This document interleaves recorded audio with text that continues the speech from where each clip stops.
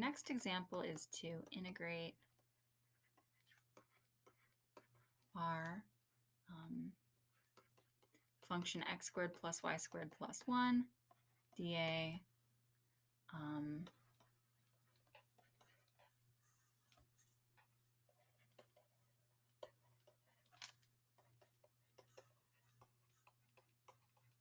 where the region, R is how I wrote it, so that's how we'll write it here. The region R is given by x squared plus y squared less than or equal to 4. So your hint that you should be thinking about polar coordinates is that you're thinking about circular things either in your domain R or in your function. So if you see x squared plus y squared, that means maybe polar coordinates are helpful. And this happens to be the equation for a circle. So real quick, if we had to sketch our region R, it would be all of this.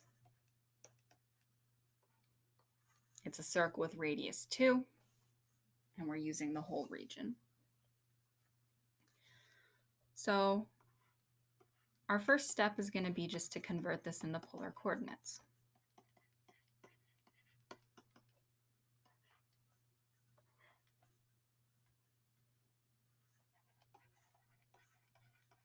So I know that my dA has to come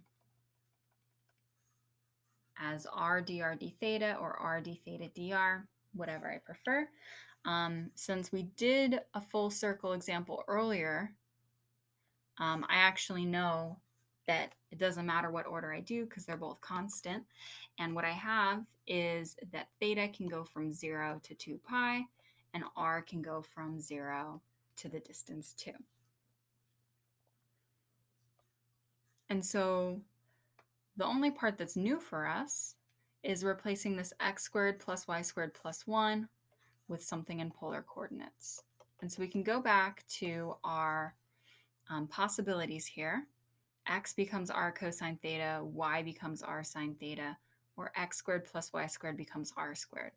Whenever you can use this one, do it, because introducing cosines and sines is a lot more trouble than introducing just a power of r.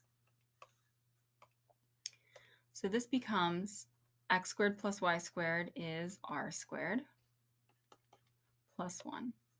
And actually, instead of underlining that whole thing, I'm going to only underline the thing we changed, which was we had x squared plus y squared, and it became r squared. Okay, so our integral 0 to 2 pi, 0 to 2, r squared plus 1, r dr d theta. Now we can just ignore the fact that it came from converting to polar coordinates, and we can just do integration. And our strategy is always to ignore the outside and just think about the inside. I'm going to factor this. R squared plus 1 times r just becomes r cubed plus r dr, and my d theta is outside. So integrating with respect to r cubed gives me 1/4 r to the 4th, and r becomes 1/2 r squared. I'm evaluating that from 0 to 2.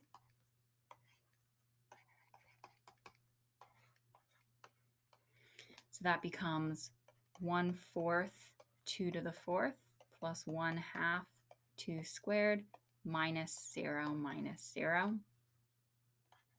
d theta.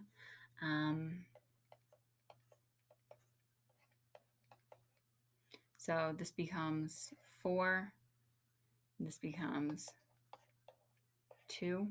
So 4 plus 2 is 6.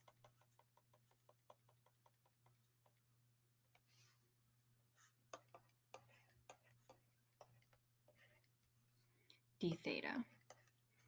That's a constant number, so this just becomes 6 times theta, evaluated from 0 to 2 pi.